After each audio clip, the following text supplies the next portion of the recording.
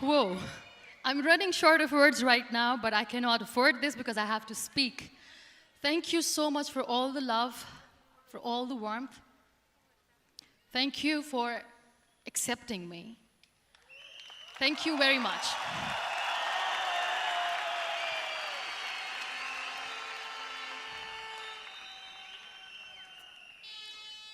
Well, I always start my talk with a disclaimer. And that disclaimer is that I've never claimed to be a motivational speaker. Yes, I do speak, but I feel more like a storyteller because wherever I go, I share a story with everyone. Well, it is a story of a woman whose perfectly imperfect life made her who and what she is today. It's the story of a woman who, in pursuit of her dreams and aspirations, made other people realize that if you think that your life is hard and you're giving up on that because you think your life is unfair, think again. Because when you think that way, you are being unfair to your own self. It's the story of a woman who made people realize that sometimes problems are not too big. We are too small because we cannot handle them.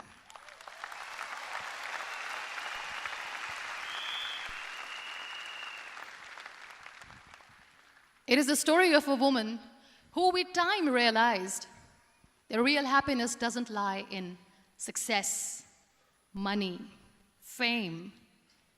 It lies within. Real happiness lies in gratitude. So I am here, and I'm going to share the story of that woman. That is my story. The story of gratitude.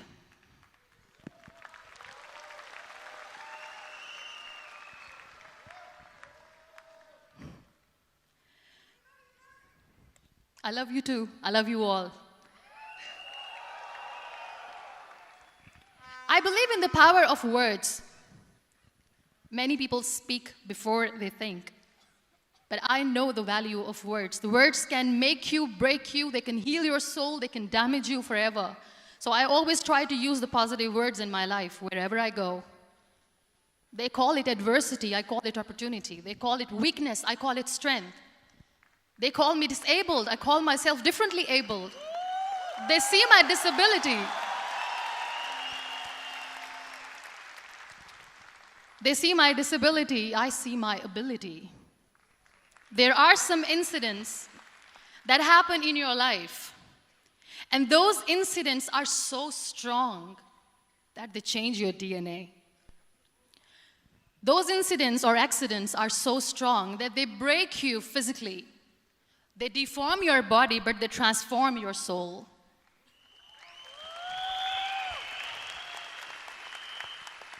Those incidents break you, deform you, but they mold you into the best version of you. And the same thing happened to me. And I'm going to share what exactly happened to me. I was 18 years old when I got married. And this thing I'm sharing for the very first time on an international level. I was 18 years old when I got married. I belonged to a very conservative family, a Baloch family, where good daughters never say no to their parents.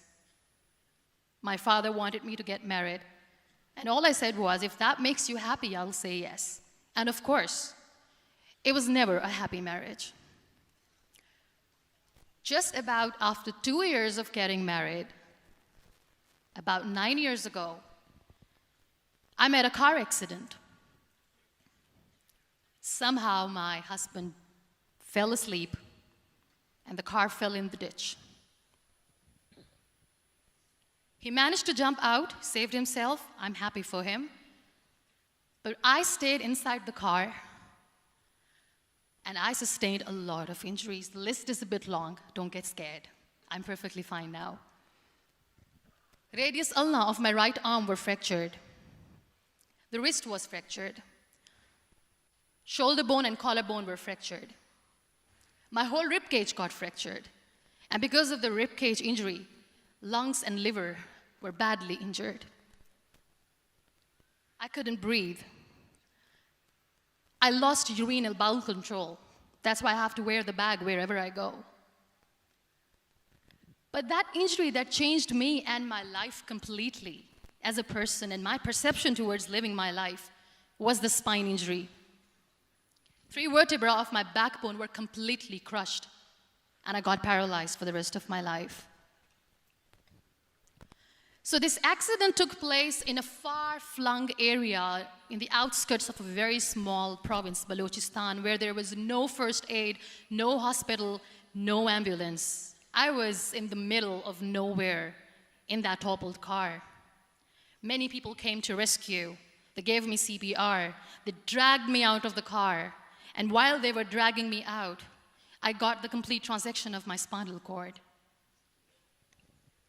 And now there was this debate going on. Should we keep it here? She's going to die. Where should we go? There is no ambulance. There was this 4-wheeler Jeep standing in the corner of the street. They said, put her in the back of the Jeep and take her to the hospital, which is 3 hours away from this place. And I still remember that bumpy ride.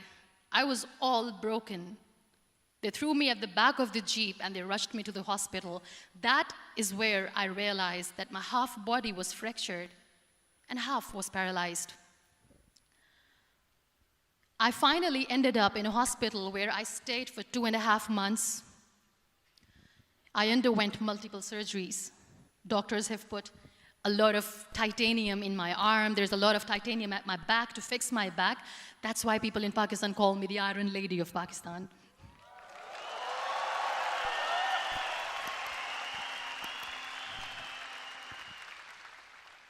Sometimes I wonder how easy it is for me to describe all this all over again.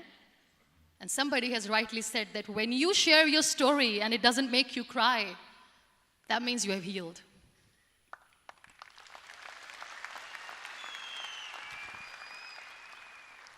Those 2.5 months in the hospital were dreadful.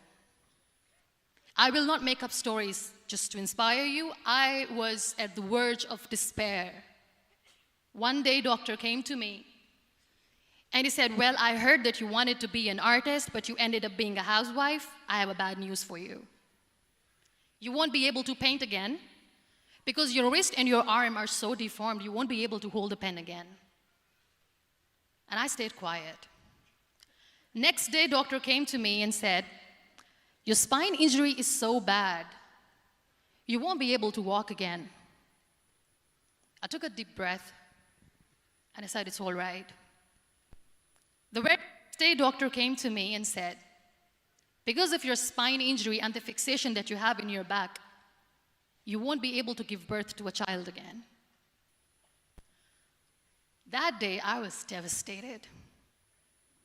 I still remember, I asked my mother, why me? And that is where I started to question my existence. Why am I even alive? What's the point of living? I cannot walk, I cannot paint, fine, I cannot be a mother. And we have this thing in our heads, being women, that we are incomplete without having children. I am going to be an incomplete woman for the rest of my life. What's the point? People are scared. They think I will get divorced. What is going to happen to me? Why me? Why am I alive? We all try to chase this tunnel.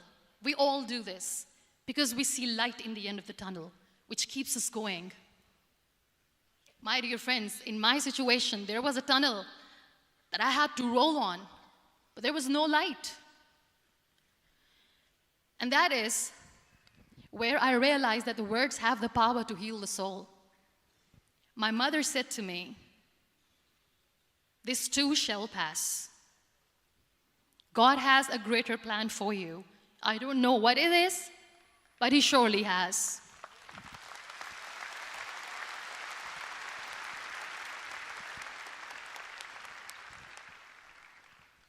And in all that distress and grief, somehow or the other, those words were so magical that they kept me going.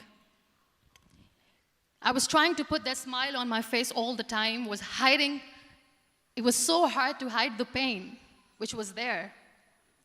But all I knew was that if I will give up, my mother and my brothers will give up too. I cannot see them crying with me.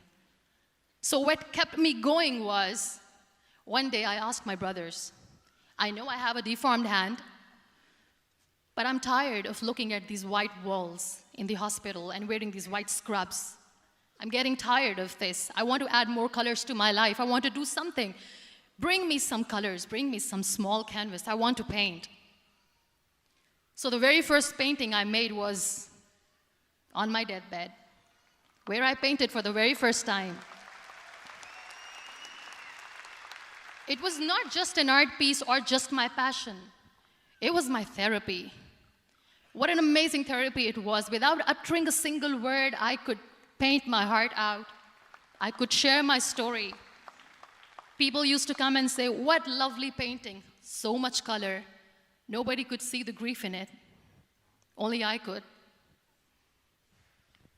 So that's how I spent 2.5 months in my hospital, crying, never complaining or whining, but painting. And then I was discharged, and I went back home. And I went back home, and I realized that I have developed a lot of pressure ulcers on my back and on my hip bone. I was unable to sit. There were a lot of infections in my body, a lot of allergies. So doctors wanted me to lie down on the bed straight for not 6 months, for not 1 year, for 2 years. I was bedridden, confined in that one room, looking outside the window, listening to the birds chirping, and thinking maybe there will be a time when we'll be going out with the family and enjoying the nature. That was the time where I realized how lucky people are, but they don't realize. That is the time where I realized that the day I'm going to sit, I'm going to share this pain with everyone to make them realize how blessed they are, and they don't even consider them lucky. There are always turning points in your life. There was a rebirth day that I celebrated. After 2 years and 2.5 months, when I was able to sit on a wheelchair, that was the day when I had the rebirth. I was a completely different person. I still remember the day I sat on the wheelchair for the first time, knowing that I'm never going to leave this, knowing that I won't be able to walk for the rest of my life. I saw myself in the mirror, and I talked to myself. And I still remember what I said. I cannot wait for a miracle to come and make me walk. I cannot sit in the corner of the room crying, cribbing, and begging for mercy because nobody has time. So I have to accept myself the way I am. The sooner, the better. So I applied the lip color for the first time.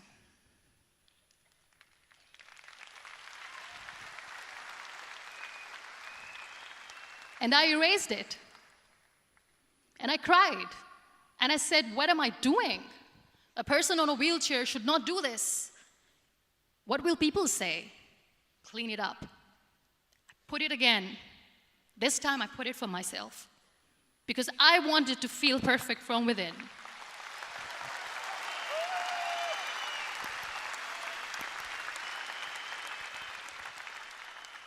And that day I decided that I'm going to live life for myself. I am not going to be that perfect person for someone. I am just going to take this moment and I will make it perfect for myself. And you know how it all began? That day I decided that I'm going to fight my fears. We all have fears. Fear of unknown, fear of known, fear of losing people, fear of losing health, money. We want to excel in career, we want to become famous, we want to get money. We are scared all the time. So I wrote down one by one all those fears, and I decided that I'm going to overcome these fears one at a time.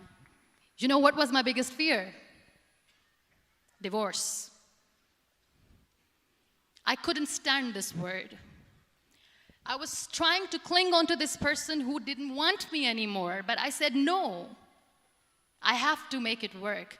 But the day I decided that this is nothing but my fear, I liberated myself by setting him free. And I made myself emotionally so strong that the day I got the news that he's getting married, I sent him a text that I'm so happy for you and I wish you all the best. And he knows that I pray for him today.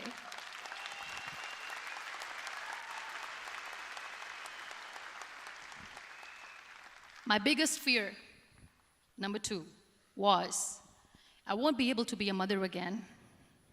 And that was quite devastating for me. But then I realized there are so many children in the world, all they want is acceptance. So there is no point of crying, just go and adopt one. And that's what I did.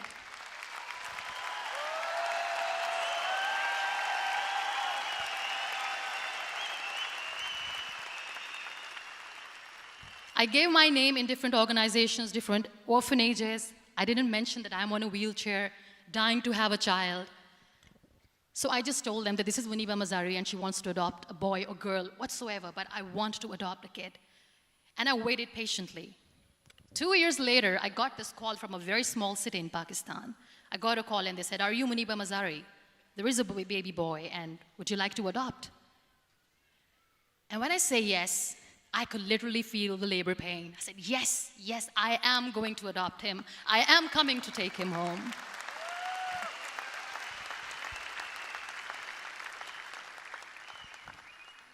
And when I reached there, the man was sitting and he was looking at me from head to toe.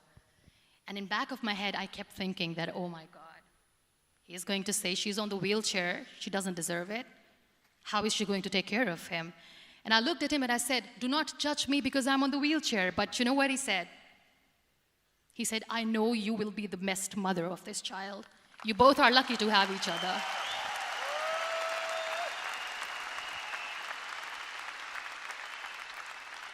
And that day, I was 2 days old, and today he's 6.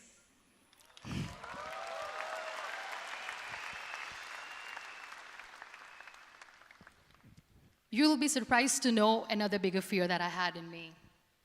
It was facing people.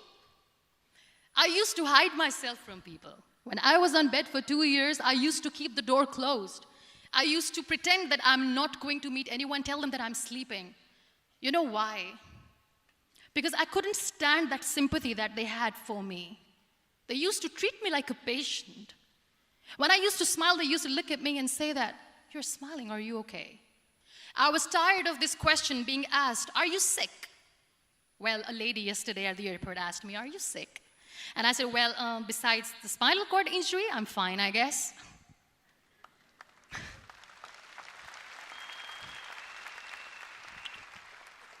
But those are really cute questions. They never used to feel cute when I was on the bed. So I used to hide myself from people, knowing that, oh my God, I'm not going to see that sympathy in their eyes. It's all right. And today I'm here speaking to all these amazing people because I have overcome the fear.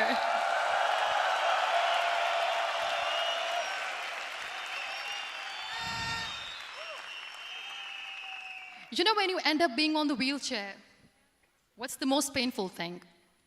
That's another fear that people on the wheelchair or the people who are differently abled have in their hearts, but they never share. I'll share that with you. The lack of acceptance. People think that they will not be accepted by the people because we, in the world of perfect people, are imperfects. So I decided that instead of starting an NGO for disability awareness, which I know will not help anyone, I started to appear more in public. I started to paint. I always wanted to.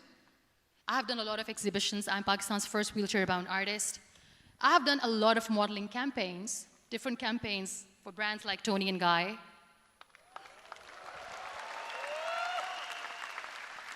I have done some really funny, breaking the barriers kind of modeling.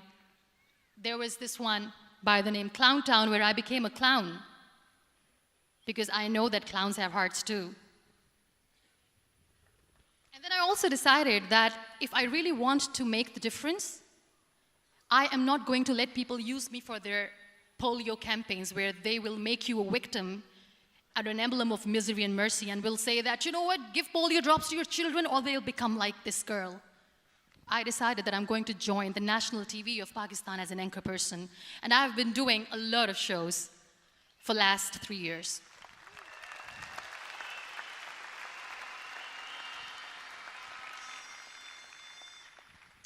So when you accept yourself the way you are, the world recognizes you. It all starts from within. Thank you. I became the National Goodwill Ambassador for UN Women Pakistan, and now I speak for the rights of women, children. We talk about inclusion, diversity, gender equality, which is a must.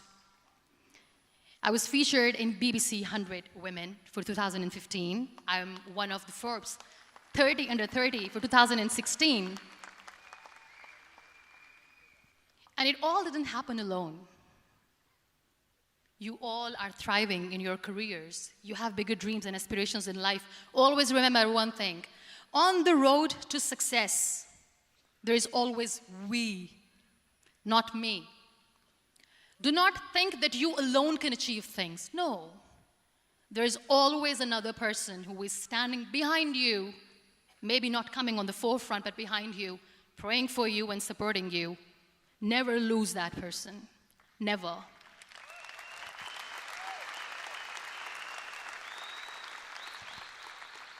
No matter how much I say that I couldn't find a hero, so I became one, I still want to recognize those 3 people in my life who literally changed my life completely, and I get inspiration from them every single day.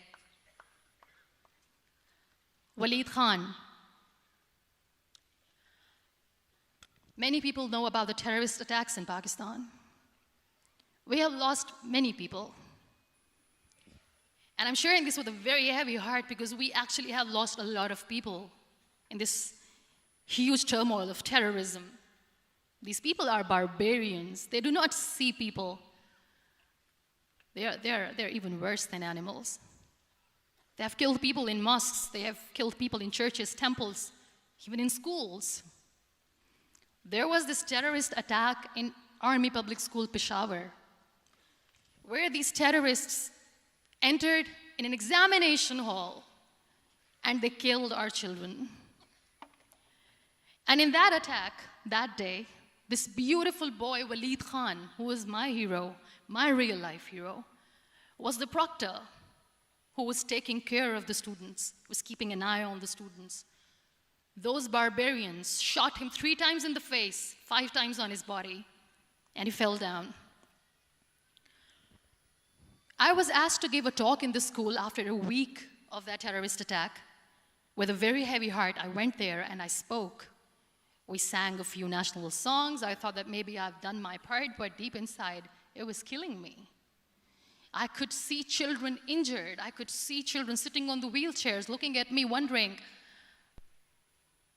what next? What was our fault? Just because we were here to give examination, we have been shot. So many people, so many children lost their friends. Their classrooms were empty. The next day they went to the classroom. So this kid, Waleed Khan, I was asked that he is in a hospital right now, and you have to go and see him and motivate him and tell him that it's going to be okay. And when I saw Waleed Khan coming on the wheelchair for the first time in front of me, face was all deformed. His leg was fractured, his arm was fractured. He couldn't talk, he lost his teeth. He cannot sneeze, he cannot smell. He cannot eat. And I kept thinking, what should I say? That everything is going to be all right? No, nothing is all right. And while I was juggling with the words, what to say, what not to say, this beautiful child, Waleed Khan, came to me and he said, "Are you Muniba Mazari?" I said, "Yes." He said, "Baji, let's take a selfie."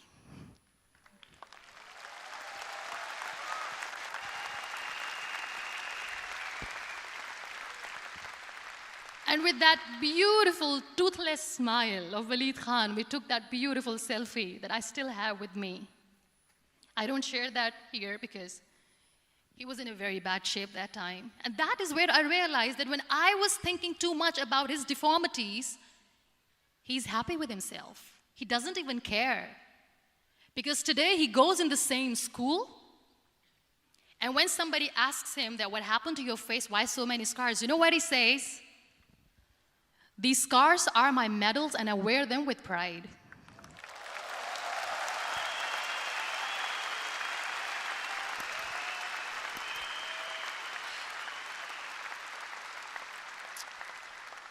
And how beautifully he says the terrorists wanted me not to study. I am going to study. I will become a doctor one day.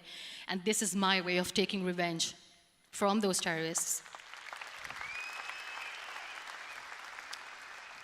Another real-life hero, of course, my son. His name is Nile, N-I-L-E, River Nile. I learned so much from this kid. The first and foremost thing is patience. How to be patient when you know that your mother cannot walk, when you know that your mother is different from the other women, when you know that your mother cannot go out and play with you, how to stay calm. He loves football. And when we got the very first football, he was 4 years old. He was super excited. I still remember he came in the room and he said, "Mom, let's play football." And he kept the ball in my feet. And he said, "Let's kick it." And that day I felt disabled. I said, "I cannot kick the ball." And I was down with the same face.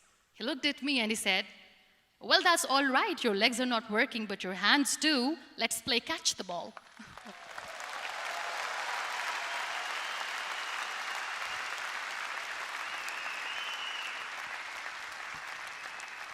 You know what? That day he made me realize that when you think your glass is half empty, come on, your glass is half full. It's all in here and here. Last but not least, the woman who made me realize that heroes have no gender. The woman who believed in me even when I was completely at the verge of despair, where everybody left, she was there. And every time I looked at her, without saying anything, she used to look at me and said, "This too shall pass. God has a bigger plan. And one day you will say that, oh my God, that is why God has chosen me." She never cried in front of me. She has always said that there will be haters, there will be naysayers, there will be disbelievers, and then there will be you proving them wrong. My mother.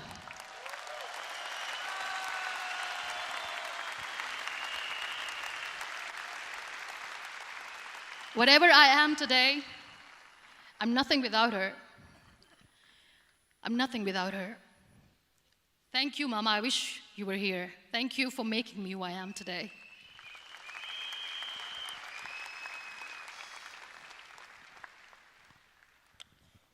You know what? We human beings have a problem. Out of many problems, there is one more, and this is a self-created one. We always expect ease from life. We have this amazing fantasy about life. This is how things should work. This is my plan. It should go as per my plan. If that doesn't happen, we give up. So my dear friends, let me tell you one thing. I never wanted to be on the wheelchair. Never thought of being on the wheelchair. I was always aspiring to do bigger things, but had no idea that for that I have to pay the price to be where I am today. It's a very heavy price. This life is a test and a trial, and tests are trials are never supposed to be easy. So when you are expecting ease from life, and life gives you lemons, then you make the lemonade, and then do not blame life for that, because you were expecting ease from a trial. Trials make you a stronger, better person. Life is a trial, and with time you realize that.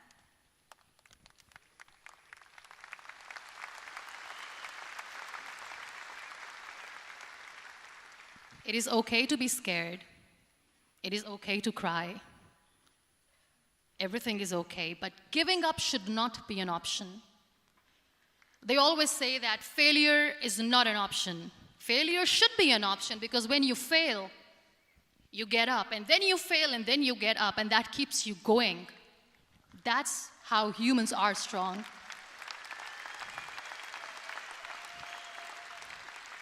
Failure is an option, should be an option, but giving up is not. Never. We have this thing in minds. We call it perfection. We want everything perfect. We want ourselves to be perfect. There is this image in our head about everything. Perfect life, perfect relationships, perfect career, perfect amount of money that we need to earn no matter what. Nothing is perfect in this world. We all are perfectly imperfect, and that is perfectly all right. That's all right. We were sent here not to become the perfect people. Those people who tell you how to look perfect, even those people are imperfect. Trying to fight this fear of looking imperfect. I used to be perfect. I still remember. I got this compliment years ago when I used to walk. Oh my God, look at you. You're fair, you're tall, you're perfect. Look at me now. You're still perfect. Only the perfect eyes can see that. Only the perfect eyes will see that. Only the perfect eyes will see that. So yes, in all those imperfections, you have to listen to your heart. You don't have to look good for people. You don't have to be perfect just because other people want you to be perfect. If your soul is perfect from within, that's all right. This is all what you want. This is all what you need to be. Our society has made very weird kind of norms to look perfect and great. For men, it's different. For women, it's different. We think too much about what people say. We listen to ourselves too little. You know what makes you perfect? When you make someone smile. You know what makes you perfect? When you try to do something good for the people around you. You know what makes you perfect? When you feel someone's pain. And how beautiful pain is that it connects you with people. No other medium can connect you with others but pain. That's why I always say that I'm in pain, and that's a blessing in disguise for me. Today, just because I'm in pain and I'm on the wheelchair, I work for children. Being the head of CSR for a company, we conduct medical camps in far-flung areas of Pakistan where so many kids die because they don't have medical facilities. And I personally believe just because they cannot afford to live doesn't mean we'll let them die. So we give them money, we give them medical treatment, we try to heal their wounds, physical and emotional. And I also work for the beautiful people, we call them third gender, the transgender community of Pakistan. You know what connects me with them? All my imperfections. When I go and I hug them, they never judge me. And this very good friend of mine, her name is Bijli. Bijli means electricity. She calls herself electricity. And I said, are you electricity? She says, no, I'm lightning. I'm as strong as lightning. Because we have very bad power outage, so she doesn't want me to call her electricity. So she says, I am very strong. I'm thunder, I'm lightning. She came to me, and the first time I hugged her, she said, you are just like me. And I said, yes, I am like you. Because to people, we are so imperfect. So how beautiful these imperfections are, that because of these imperfections, you can connect with people. Then why are we all running after being perfect? What's the point?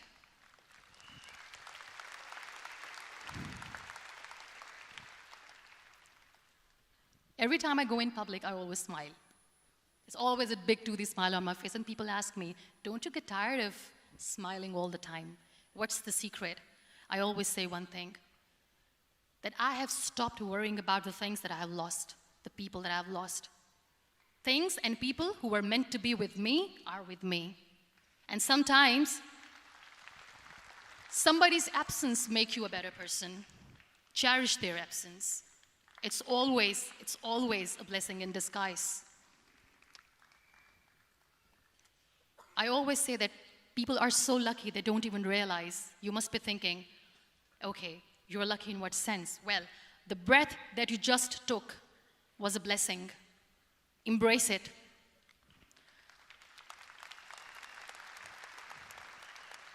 There are so many people in the world who are dreaming to live a life that you are living right now. You have no idea. Embrace each and every breath that you are taking. Celebrate your life. Live it. Don't die before your death. We all die.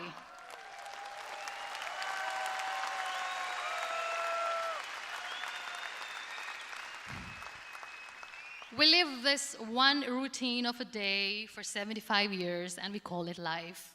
No, that's not life. If you're still thinking why you have been sent here, if you're still juggling with the concept of why you are here, you haven't lived yet. You work hard, you make money, you do it for yourself. That's not life. You go out, you seek for people who need your help, you make their lives better. You become that sponge which can absorb all the negativity, and you become that person who can emit beautiful, positive vibes. And when you realize that you have changed someone's life, and because of you, this person didn't give up, that is the day when you live. Always.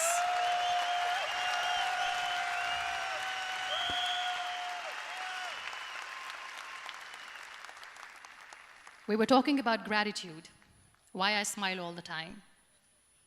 I cry all night when nobody sees me, because I'm a human and I have to keep the balance.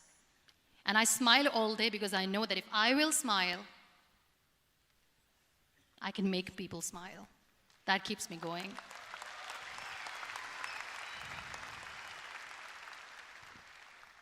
Be grateful for what you have, and you will always, always end up having more. But if you'll cry and if you'll crib for the little things that you don't have or the things that you have lost, you will never ever have enough. Sometimes we are too busy thinking about the things that we don't have that we forget to cherish the blessings that we have. I'm not saying that I'm not healthy and that makes me unlucky, but yes, it is hard. It is hard when I say that I cannot walk. It is hard to say when I wear this bag. It hurts. But I have to keep going, because never giving up is the way to live, always.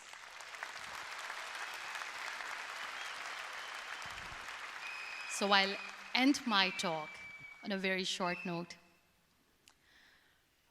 Live your life fully. Accept yourself the way you are. Be kind to yourself. Be kind to yourself. I'll repeat, be kind to yourself, and only then you can be kind to others. Love yourself and spread that love. Life will be hard. There will be turmoils, there will be trials, but that will only make you stronger. Never give up.